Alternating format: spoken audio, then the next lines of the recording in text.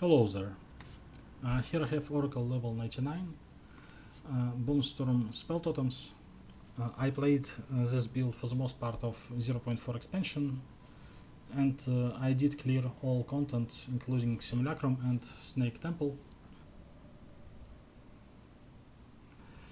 And main idea behind the build is to play Spell Totems as close as possible to PoE1 playstyle.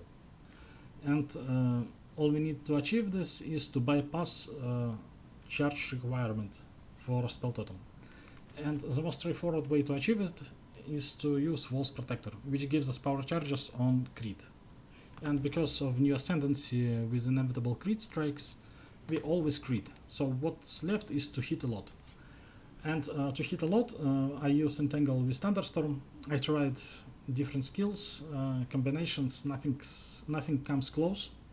Because Entangle have a limit of 9+, you can reach it fast with Upheaval. Then Thunderstorm outgrows it, it hits even more. Plants also hit, which comes from support.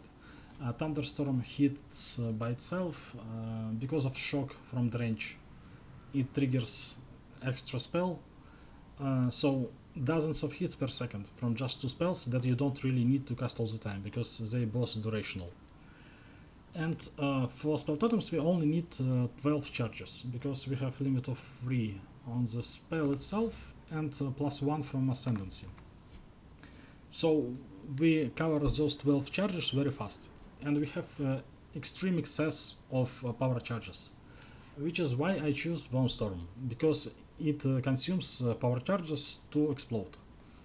And each Spell Totem independently consumes for itself. So when it casts a lot, it consumes a lot, and because we hit a lot, it all benefits each other. So we cover all the totems, everything explodes, it's insanely, it have insane coverage, and without it, Bonestorm feels much worse. So you don't really want to use Bonestorm for clearing. Even if you have chain, it's still kinda average for clear, but with explosions and chain, it explodes everything. The main problem with Bonestorm Totems is that when Totem starts channeling, it chooses direction of enemy and it doesn't home the enemy. So if you don't have cast speed, it's awful. You don't play it without cast speed. So you want channeling to be over as fast as possible. And besides cast speed, you can also scale Bonestorm with extra projectiles, because each projectile counts as if you channeled it for extra tick. So it's basically 200 more cast speed from this support gem. And with less, if you calculate it independently, it gives you like 80% more damage. And not only we use multi-shot, we also use every source of chance for 2 additional proj. First of all, I use Staff, because Staff have a bigger chance in its suffix than Shield. And also for Staff you have 2 runes, so you can have extra level and extra chance. Of course you can min-max it with Wand, but to have a good Wand with 2 runes is kinda hard. So Staff is the better choice. Also, I have extra chance on my snake pit with corruption, and the last source is passive tree. So in the end, I have like 99% of 2 additional approach. Of course, I can divine and get 100, so it's your perfect situation. And with it, every channel I do, I have 5 projectiles. So I need to channel only for 4 ticks. And it's perfect, it reaches up to 20. If you only have 3, you have excess of 1. You have 21, which is a waste. And also, because it's basically scales as extra cast speed, it helps with the homing issue. And that's why like you always want 100% extra projectiles. And you don't want circle projectiles because it's awful. You only want directional projectiles. Besides that, you also want some chain. Again, ricochet. It not only helps with clear, it also helps with single target, because you never hit 20 projectiles towards hitbox. Of course, with explosions it happens often, but anyway, you have a chance for your missed projectiles to hit anyway. So it helps with clear a lot, and it also helps with single target like 10 to 12%, 20% extra damage. So it's like it's the best link I can think of. I tested it compared to different setups. Like fork is awful, for example. So this one is the best. And I also use chain from Snake Pit. It also not only helps with clear, because it really helps with clear, but it also helps with single targets, because we Oracle. And Oracle have a moment of vulnerability, which creates a copy of the boss, and you can hit both of them, so they chain between each other. Not only your initial hit explodes and hits 2 targets, you also chain again. So it's insane. It's double to triple damage because of this combination. So Snake Pit is kind of best in slot. Again, it needs to chain, fork is bad. About extra skills, I tried different secondary damaging skills, and all of them are bad. So your spell totem is the best damage you can get, and everything else is just a waste of buttons. So you don't really want to use anything else. Mana Tempest as a burst, again, because we use all durational skills, we don't need to cast it inside of Mana Tempest. We can put them all on the ground and then use Mana Tempest, and everything is empowered. And I also don't use a mana quality, because when you have a quality of Mana Tempest, you have a lingering effect of 2 seconds, and you lose control over your mana drain, because you always react to it when it's late. It starts to drain fast, you go away from the Mana Tempest, and it still drains, and it's annoying as hell. So quality is kinda bad. But there is a way to use it if you use support, which makes your Tempest go from you towards enemy. And then you don't need to think about standing in it, you just use your button and you have buff for 3 seconds all the time, and never more. It's kind of different playstyle, less control, but more stability. About spell levels, again, spell totem doesn't need level. It only needs 23, after which we have a limit of 3 totems, and that's all. Nothing else is scaling here. If we get more level, we only increase our mana cost, and we don't really want big mana cost. But it doesn't apply to Bonestorm, because it is a triggered spell. Its mana cost is irrelevant in this case. So we can scale it to the max level, and we can also corrupt it for +1, because it is triggered. We don't need 6 socket spell, so it's much easier to corrupt. Entangle, for example, also we don't level up. I have this level for such limit of fissures, and also I wanted to do some damage against trash mobs, because I use armor break from support gems and not from passive tree. And I want it because of chance to gain endurance charge on armor break. And because we can use spell totem not only from power charges but also from endurance charges. And when you clear packs, you can ended up with 6 charges instead of 3, and you can precast more totems in the next in the next position, so it's kinda comfortable. Thunderstorm also level 18, just for condition to range all enemies, and minimum mana cost that possible for it. So no, 18 is the maximum that we want. And everything else is just quality of life, like arrow effect, cast speed, less cost. Also important point about the last link, damage link on Bonestorm is Rakata's Flow, because we have a lot of extra elemental, like we have fizz damage, and then we have 100 extra elemental and also 100 extra from stuff. So 2/3 of our damage is elemental, which makes Rakata's Flow insanely valuable. Like it is the best link you can get for damage.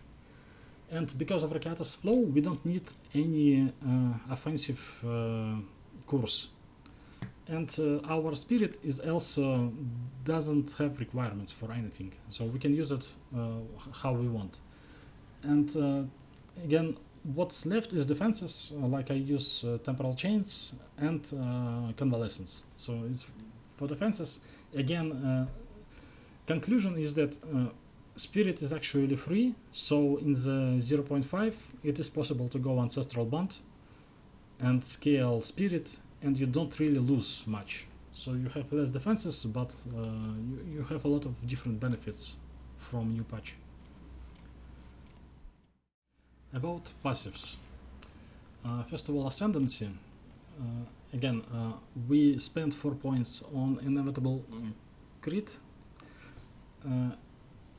In theory, it's not mandatory, because Entangle and Thunderstorm have a big base crit, so we can scale it to 60% if you want, and it will work even without inevitability. But it's much more comfortable. I didn't want to try something more specific, so I just choose it, and it also gives damage, so it's anyway good. Even though it's 4 points, it's still nice. And also, Unlucky is a good defense. I noticed it when I played another character with similar defenses, and you really feel that you got hit much harder if you don't have Unlucky. So it's not a waste, those 2 points. Another 2 points are the main actually point of the Ascendancy, in my opinion, because it gives a limit and it gives totems invulnerability for 6 seconds. And that helps us in a way that we don't need to think about totem life, totem resistances, and any type of totem survivability. So we can just put totem and it guarantees to live 6 seconds. And that's insanely comfortable. Like you don't want to play without it, actually. I don't know how I will play without it. Of course, there is a way, but it is such a nice node, it's mandatory. And the last 2 points, I choose Moment of Vulnerability. But actually, it's cool, it synergizes well, but you sometimes kill so fast that you can't even click it, because you actually need to use it on a primed to stun enemy, and sometimes he dies faster than he is primed, and that's a problem. So on Pinnacle you maybe can use it, but overall you need faster stun build up and so on, and still you need to hit the button in the right moment, and that's kind of annoying. And also, I really like those gloves, because we use physical damage, we can pin, we can stun, we immobilize all the time. And with those gloves, it happens faster, so we are more defensive because of it. And also we do more damage, because we always immobilize everything. And you can't use those gloves with the Moment of Vulnerability, because you bypass primed for stun with it. That's kind of conflict, which is why I could not use those gloves, and that's kind of bad point about Oracle. You can always use 2 points somewhere else. Harmony Within, you need to build different, like True Mana somehow. It's completely different build. Align Fate is useless. Unseen Pass is not beneficial to us because we go top. Most of the good stuff is on the left, and like we barely benefit from it. And find realities we can pick because we need 4 points, and we only have 2 really good keystones. It's Mind of Matter and Blackfire Covenant. So, and here we utilize anyway, and Black Flame Covenant, it's not that important. So actually, you don't really have a choice. Overall, this setup is the most optimal one. Besides, what else I need to say is totems require some basic stats to feel good. First of all, you need range, and the only way to get range in 0.4 is Ancestral Reach. So you either go here and pick it directly, or you anoint it, or of course Megalomaniac. Anyway, you need this node. Anyway, you can't play without it. It's awful because default range is it doesn't feel good. But 50% is a noticeable increase, so that's enough. But if you can get somewhere more, get more. Always get more range.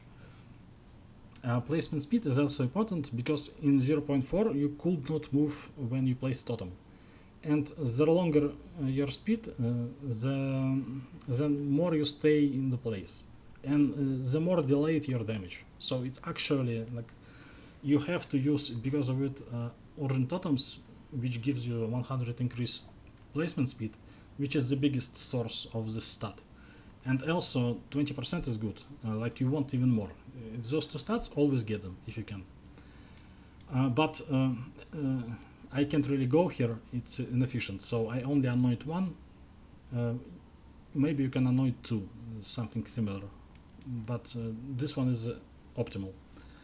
Next important point is we need some area of effect, because all of our skills have AoE, and explosions also scale with AoE. So if you have a simple choice to get some AoE, then just get it for small price.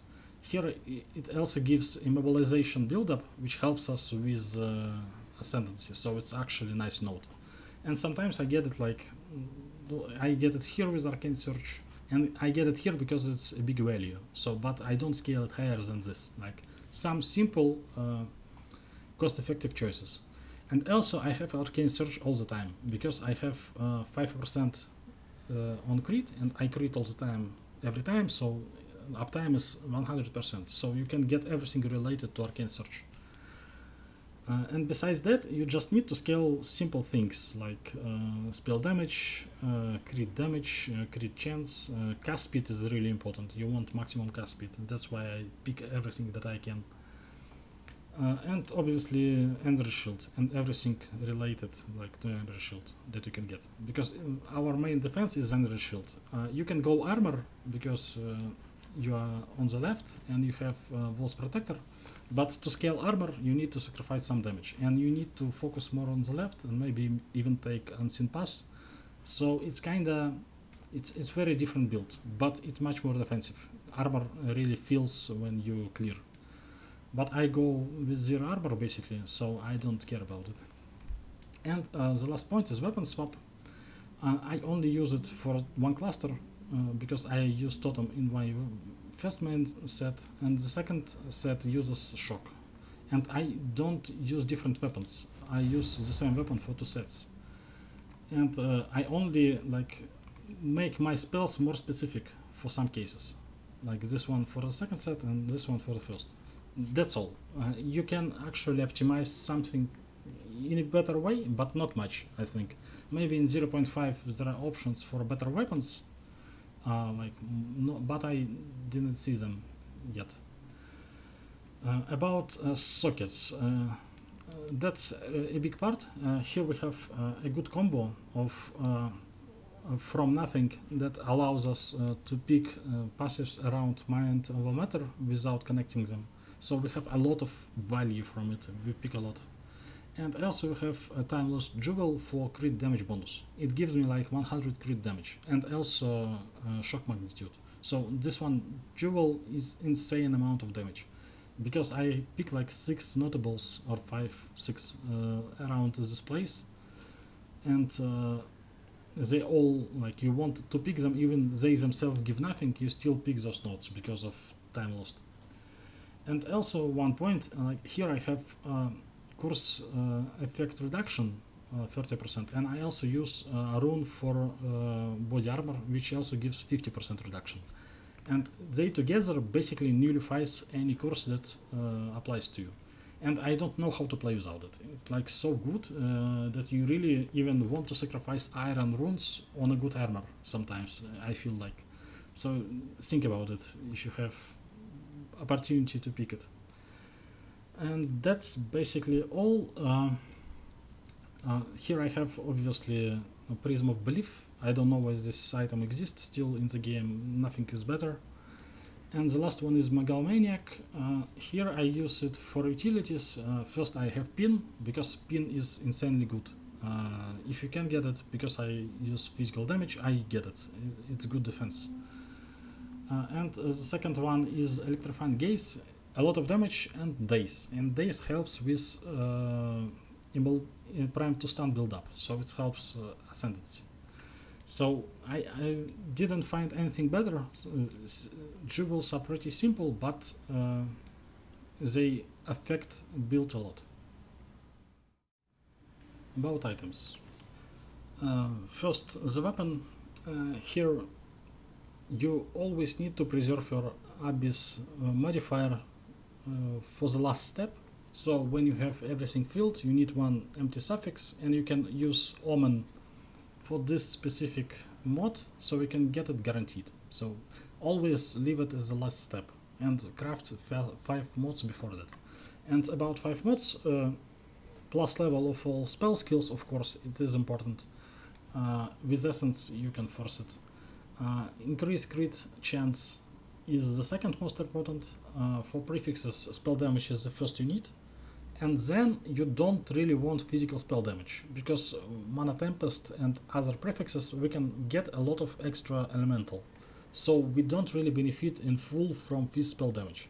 And to get 2 extra elemental is the best what we can get. So this pool of mods is the best what you can look for. Maybe even 3 is extra, but I think spell damage is better, I didn't calculate.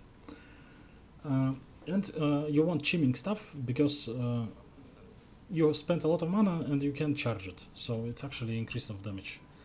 And you can't, you can use Unleash, but Unleash is whatever. You can entangle faster, but that doesn't really matter. Second one is armor. Of course, you are forced for unique. Here you can double corrupt, because unique is cheap and you can do whatever you want with it. I use also utility runes, because I don't expect defenses from this slot, because it's bad base. Snake Pit as well, it's forced unique basically, and you don't want to lose chain when you replace it with cultivation orb, and you don't want to replace Caspit as well, so you need Caspit, chain and additional proc, and that's at least the bare minimum that you want. Gloves are not necessary, so you can use these gloves or you can use rare gloves if you don't have your resistance covered or something else.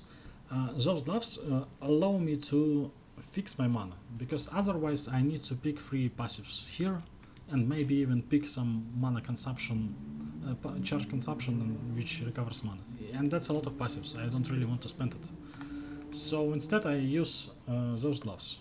And besides mana issues, it also gives crit chance.